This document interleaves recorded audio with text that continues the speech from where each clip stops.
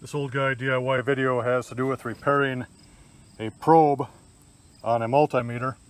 So in this case, this probe pulled off the end of that wire, and my repair technique is simply to take a piece of heavy wire and I stick it right in the end here,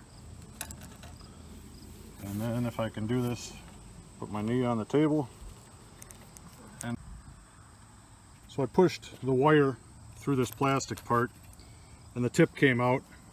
So now all I have to do is repair that solder joint.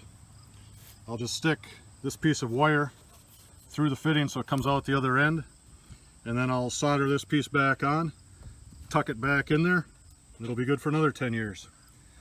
I hope this idea helped you. Have a great day. Now I soldered it back together and pushed the tip in. Then to test it, I just set it to ohms. We'll touch them together, and you see we have a circuit. So we'll call this one successful.